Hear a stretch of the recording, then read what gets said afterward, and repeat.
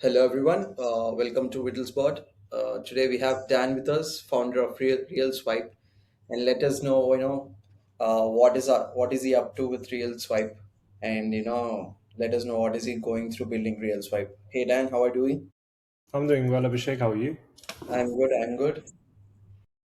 I've been recently, going through your socials, and the way you have created content around it was really, I would say it is creative and also it is hitching us to the screens.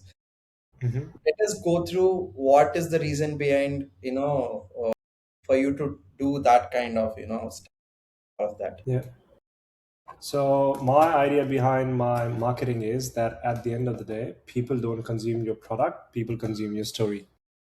And it's important for Yeah. me as a founder to tell the story rather than I get someone else to tell my story. And it also allows me with the freedom to try any ideas. So even with my recent reel, the light rail reel, if I would have reached out to a marketing agency, maybe they would have said no. If I would have hired interns, it's too much liability on me. So I'm like, might as well do it myself. So that's the marketing idea behind it. If I like it and my co-founder like it, we just execute it. So it's you say it's basically experimenting whatever goes in your mind and trying it Yes, out, 100%. right? So what is the real idea behind Real Swipe? Why did you want to start it, and what was the reason of starting this? So, like when you're traveling or you're trying to meet someone, and the main difficulty is, let's just say, with all the apps, like all the social apps right now, you could have Insta, Facebook, or Tinder, Hinge, depends upon your intentions. You can match with someone or connect with someone, and then you're like, hey, are you free? What day are you free? What time do you want to meet and stuff?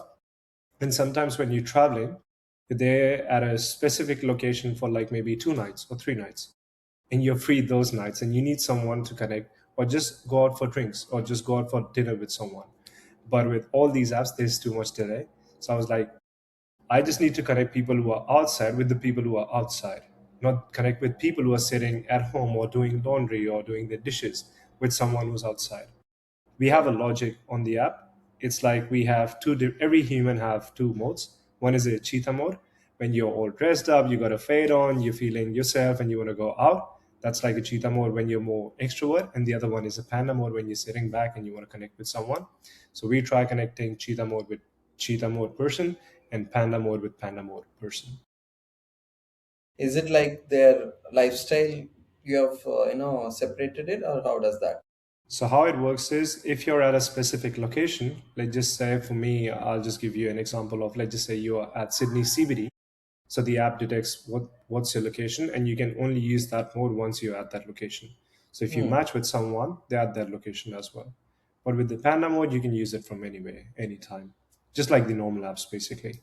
Sounds interesting. When is that time you felt like this is something which I can solve and build a company around it? When is Yeah. that? So When is that hitting of the idea happened? I would say it happened to us multiple times. Let's just say me and my mates, we were traveling around Vietnam, and then we were like, all right, let's go meet some locals. But we don't know where the locals are, and we don't know where the other travelers are. Okay, we can find some backpackers, but we're not staying in backpackers. But I still want to hang around with them.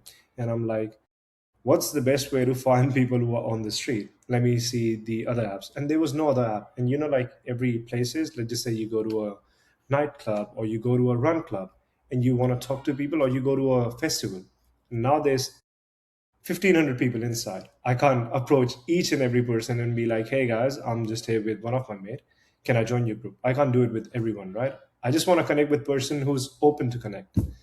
So that's when I'm like, I face the same issue when I was at a festival, when I'm traveling, and if I have like any intentions of dating. So it's just how humans interact. And I feel like as an app, I can only connect people, and that rest is up to them. If they want to date, they want to marry, they want to be friends, they want to just have a dinner together, and it's something that I can't direct. But my role is to connect with people when they want to connect with people. Right. I mean, how, what is the USP when we call it as a networking or like a connecting app from Yeah. different from Bumble and Hinge. They call themselves Hmm. as dating apps. I don't, Hmm. I know it is a disclaimer because you say you're just connecting people, not for dating. It's But not. do they do have connections options as well? So how Yeah. is that you are So, trying like, to if you have a dating intention, you can go on any dating app. But I feel like if you're on a dating app, people are always acting a bit fake because, and there's too much delay. Let's just say you want to meet someone and you're like, "What time are you free?" And then she's like, "Hey, I can do it this day, but I can't do it this day." And the other time, you're not free. And there's just too much delay. We classify as a social discovery app and not a dating app because this could be used by travelers as well, whose main intention is to connect with locals or connect with other travelers. And that's what we are trying to fix. And our USPs basically having users connect with other users at a specific venue. And that delays the entire process of planning or ghosting and stuff. Because you could talk to someone for like weeks and then you're like, can we meet? And then the things just fall apart. Maybe you got busy and she got busy or he got busy. But this way, you both at this same venue, probably like on the next street, might as well just meet on the day at like on the spot. That's the whole when did you point behind how Real Swag. uh, did you launch it to the public, or where's the product situation right now? So we are launching on 23rd of Jan. It is 21st of Jan today, so launching in 2 days. We've been working on it for past 1.5 years.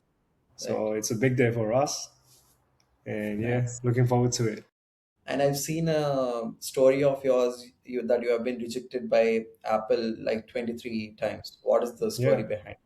100%. Like, so, like this is the first app that we're building, and we had no app building experience before this. And I was like, all right, let's give it a try. So we tried applying to the App Store and we got rejected. Didn't get rejected of the concept, but there were like few things. Let's just say Apple wanted us to make sure that the app works on all the devices, even iPad and stuff. So we just had to make tech changes behind that.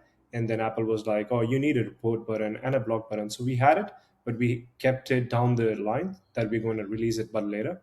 But Apple wanted it. So that took us like too much back and forth, back and forth. And once we got approved, we are like, all right, finally we are done. Because we didn't have a booklet or like a template that do this, and your app will be approved. It's just the matter of trial and error. So we just kept on going. And after 23 rejections, we are launching on 23rd Jan. And that's why we kept the date as 23rd. Now I don't think you have all the rejections are being solved now. Yes, all the rejections are being solved till we launch a new update and Apple is back at us. Right. But that's the whole point. Apple wants to keep its users safe, and we want to keep the users safe. So they have a better industry knowledge than us, so we'll adapt to them. Do you, I mean, who are your competitors in the same segment you're trying to get in? Are there anyone who is doing this or coming up with this? I'm not too sure if we have any competitors in this space, but we definitely have competitors like, let's just say, people compare us to dating apps, travel apps, and they are also about connecting people. So they could be our competitors, but we are not too focused on competitors, but we are focused on ourselves, building our user base, and most importantly, making our users understand what's the USP behind this so that they don't get confused. Right, right. So, what is your target markets right now? Are you trying to attract global consumers, or do you have any countries in mind to target specifically to enter into the market? What was That's a that? that's a great question. So we are launching in 170 countries on Friday. So we're launching in all the countries, but we are restricting the events and like the venues to Australia, Sydney, Australia right now, because I want to see how it goes, and then I can start expanding. Because this is like my playground. I can play around here. But before Right, I go to different countries, I need to make sure that it works to the appropriate mark, but we are opening it to everyone. So you can still download it if you're sitting in like a different country, use the Panda mode where you don't have to be physically present at an event. But if you want to be physically present at an event, you don't have any events being hosted in other countries for now, at least for 15, 20 days. And on the app, also, you have an option to host the event. So let's just say, Abhishek, you want to host your own event. You're hosting like a networking event with all the people you hosted your podcast with, and there's like 70, 80 people or 100 people in it, and Right. what's the best way they could network? So you host your podcast event on RealSwipe, everyone can see it, they enter the code, and they can start basically networking with each other. Right. Nice. So users also get an option to host their own event, but of course all the events are approved by the RealSwipe team. So you just can't post an event and it shows up. We need to approve it. It is a kind of a Luma networking event, placed to as digitally placed networking event. Is it right? It is a digital networking event, but it could also be sometimes you want to connect with a lot of people. Sometimes you just want to connect with one person and you don't have too much social battery. So we cater for both. Right. Yeah.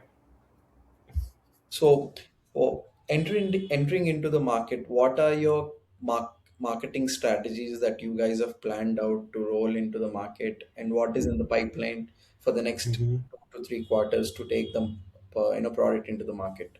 Yeah. So our first initial planning was to get the information out that what Real Swipe is, and we did a round of public testing where we opened a test flight link to all the users, and it was open. They could test it and basically give us the feedback, what they like, what they didn't. So we did like around 100 people for testing, and I sat with everyone and understood what they like, what they don't, what's confusing. So that was when we got the actual information from the users, like do they even want the app or not? That was the first thing. Now when all these changes are done, the users, the testers are happy. Now we are going to put it out in the market, use our existing marketing strategies, and then depending upon how the market is reacting, we keep on adapting. So we don't plan things for next quarter or next to next, like 2 quarters down the line. We just plan 1 quarter, that's it.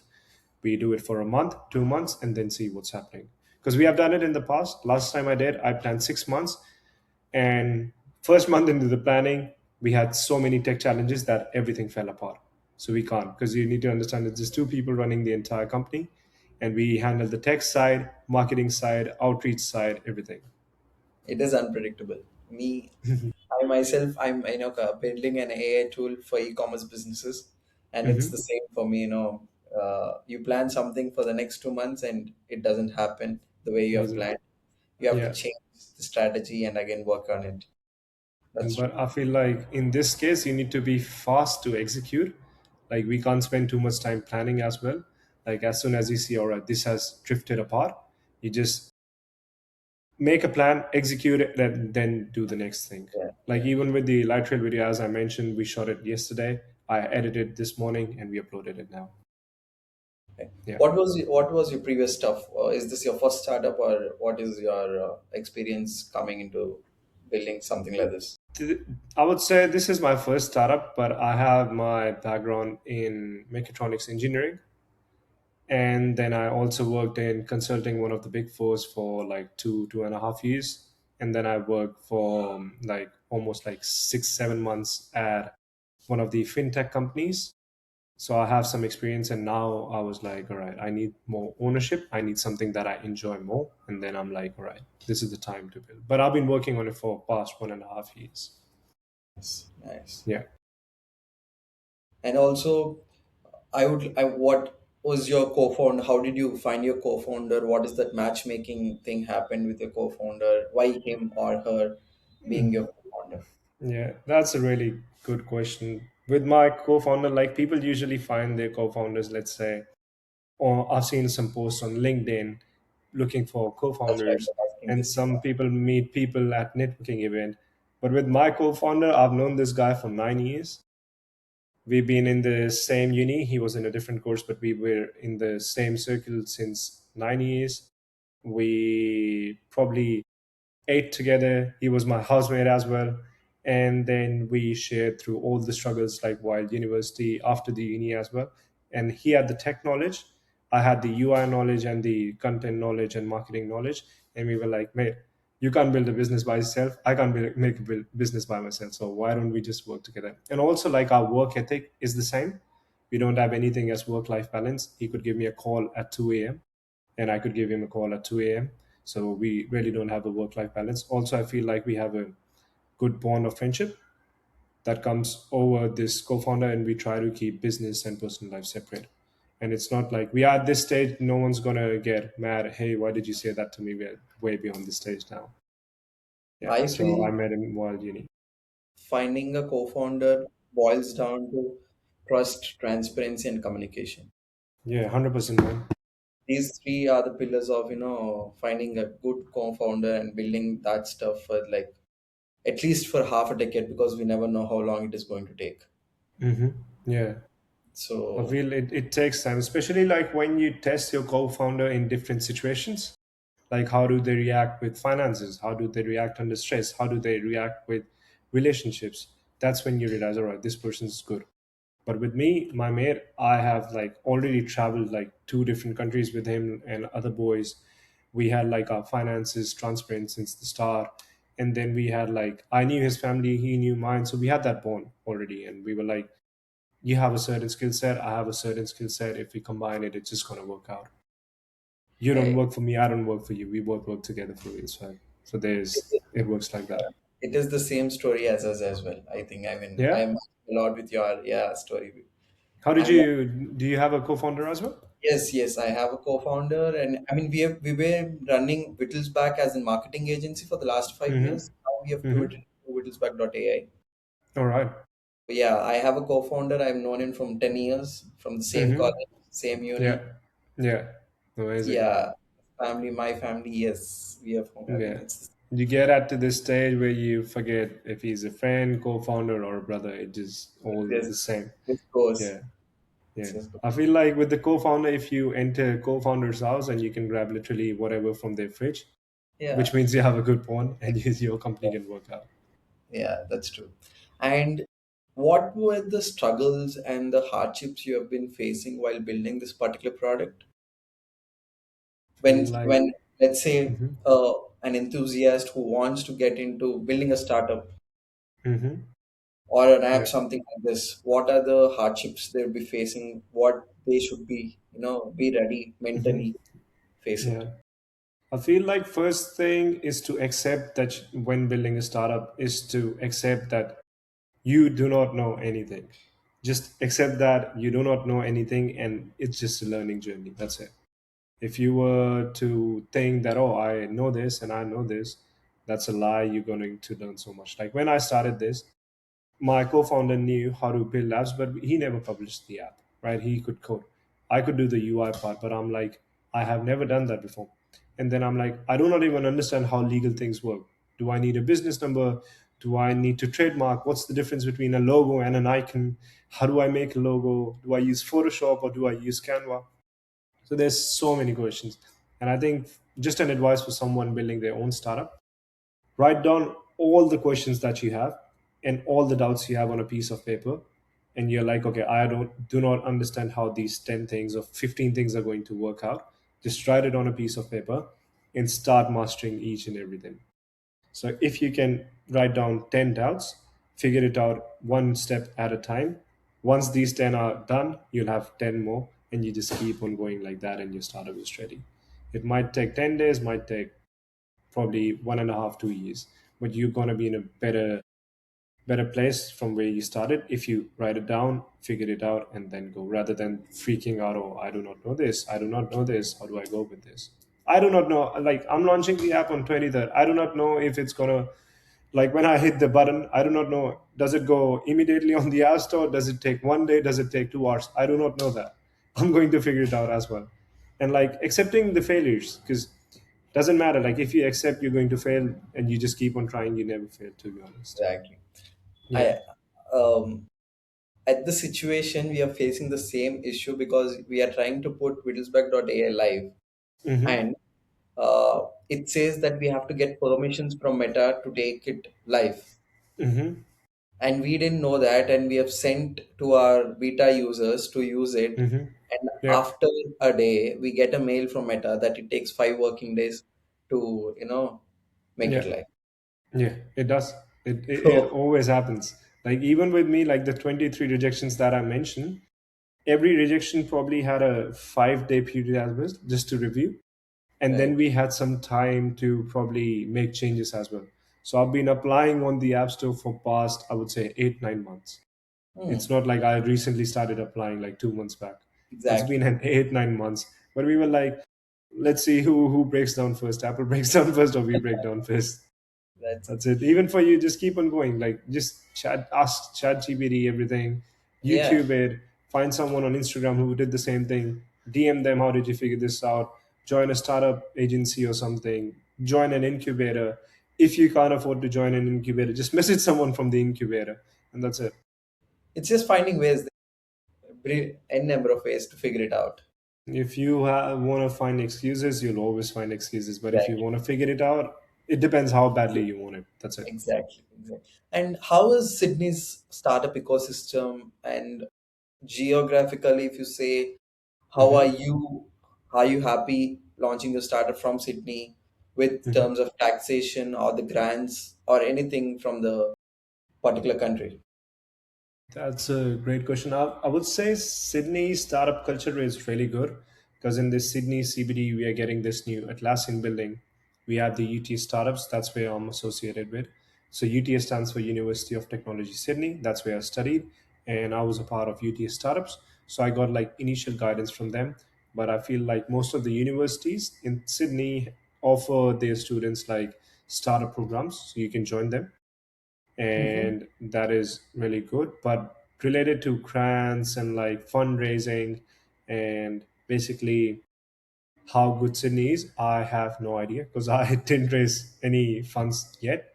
I honestly speaking, I do not even know how to raise funds, and that is something that I need to figure it out. So the Yeah, paper that I told you, I exactly. have one of that figured out how to fundraise. So I do not know how to do it, but I can assure you that give me 6 months, I'll figure it out how to do it. But I think there are startup grants from the incubators and the hmm governments, like Yeah. depending on what a startup you're building, you hmm can check it out. There are a few opportunities that you can Yeah. fundraise. I definitely want to check it out, but before I feel like I fundraise, I want to make sure that why am I fundraising? What can I provide to the investors? And basically how I'm going to use the money. Because I don't want to fundraise $50,000 and be like, okay, now what do we do? I want to have an exact plan. This is what we need. This is why we need, and this is what's going to happen with this.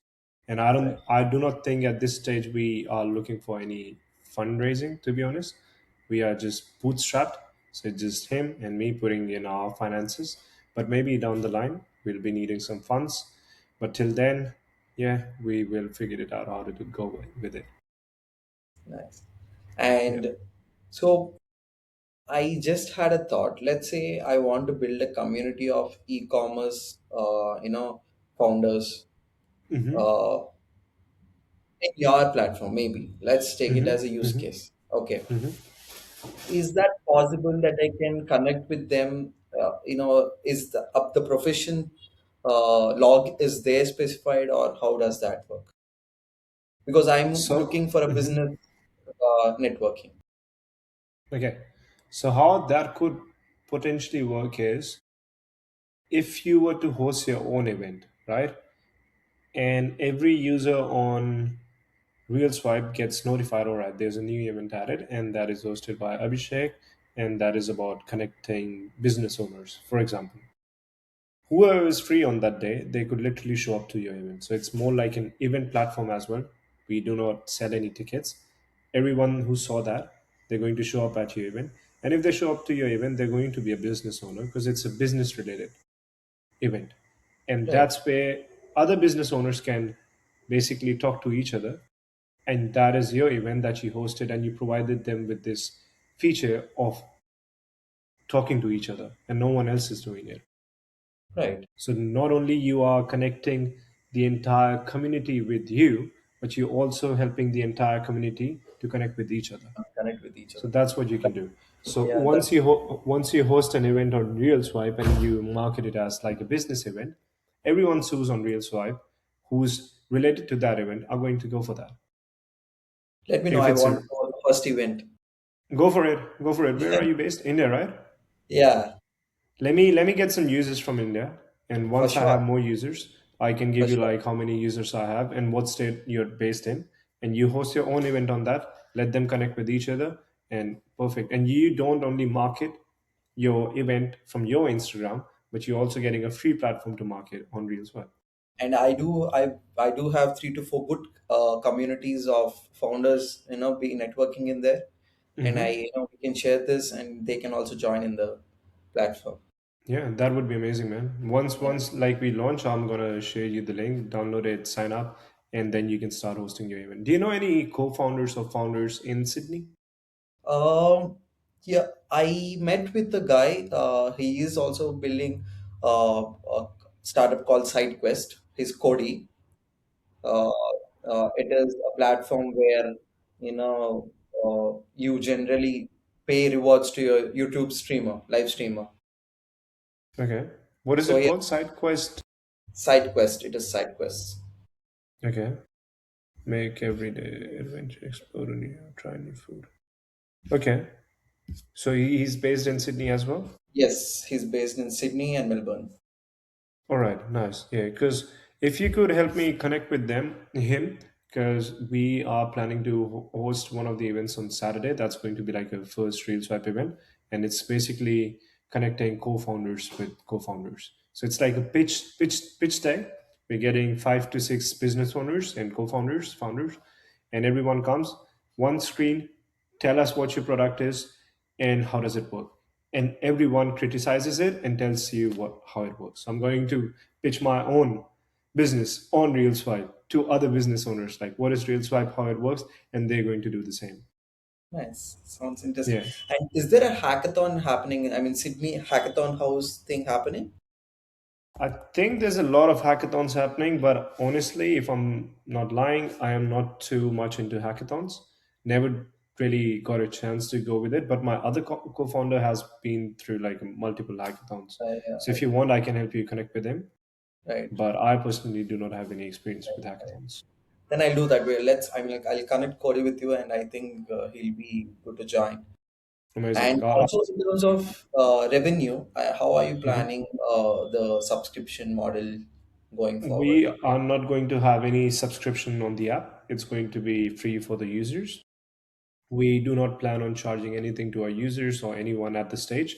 Our first aim is to get around 5,000 users and see what the users actually want, and then think about the monetization part. Because I feel like with most of the apps, they have some sort of subscription model in their mind. You put it out, they drop the users, and they always go away, right? But I want to put something out that users actually want, not what I want. There's a concept called dog feeding. It is basically, I wouldn't build a product for someone else if I don't use it myself. So I wouldn't start an airlines company and if I don't fly in that airline. So same with me. If I don't use RealSwipe myself, I won't build it for someone else. So I want to wait for 5,000 users, see what they want, and then decide if we need the monetization or we go with it. In the last 30 seconds, the lines you have dropped are the golden words in the startup world. Because when you see Mark Zuckerberg building Facebook, Hmm. he was never into putting I mean, his co-founder was pushing him to put the model of advertising. If you might have seen the social Hmm. network Yeah, film, yeah. he wanted to generate revenue, uh, Hmm. but Mark Zuckerberg never wanted, and he was telling the same. We never know where is this going. Yeah. So let's figure this out and then look Hmm. on the revenue part. Provide value to your users in the first Of place. course. 100%. Then you can ask them to pay for it rather than asking for them to just pay for it. Then you'll get something out of it. Yeah. And it's also not about getting their payment and I get rich and stuff like that. It's actually, my aim is to solve the problem to connect to people who are next to each other, but they don't know that they want to connect to each other. If I can fix that, I can get paid. But payment is not the main option that I'm looking for. I mean, with this mindset, I think you'll have a long way, going forward for sure. I genuinely am privileged to work on something that I enjoy building. Like, I do not need to take someone's permission to, oh, can I do this marketing stunt? Can I change the color of the entire app? Can I do this? I have the privilege to do all of this, and this is the best thing. And users Once we launch it, I'm going to see how many users jump on the board, and that's going to be the best thing. Yeah. Once I start seeing people, they're on the app and they're like, "Oh yeah, I saw your reel or something," and I just downloaded the app. That's the biggest. That's way more than any monetary value that someone could give me. Yes, yes, yes. Cool, man. Let me know when it is live. I want to host my Hmm. first, Amazing. yeah, even there, and we have Hmm. had. I mean, my usually I keep it like 20 minutes, but it went to 30 minutes. I think we had a very good long conversation, and I'll see you. I mean, we'll definitely meet each other later. Hmm. Than the middle phase where you're trying to figure it out after 1,000 users and what you're trying to Hmm. do later. Sure. And thanks for your time. Thank you so much, Abhishek. Hope this podcast was helpful for you, and you can Yeah, yeah. hopefully Yes, clip yes. something out. But this has been like Whole probably my idea first of this podcast. is to help startup founders to get Hmm. to know what other founders are facing when they're trying to Hmm. build something. Yeah. It's just I providing love them, this initiative, man. This is so yeah. good. Because there's not no platform for us to learn. Hmm. Yeah. It is all 100%. scattered Yeah. information. Yeah. So when we talk with fellow founders, we'll find to know what is working, what is not, what is right, what is not Mm. wrong. Yeah. So yeah, 100%. And it just gets easier for you to grow exactly, as well. Yeah. exactly. Done, man. Thank Amazing. you. It was nice meeting you, Thank and you I'll so see much, you. Abhishek. Bye. Bye bye. Take care.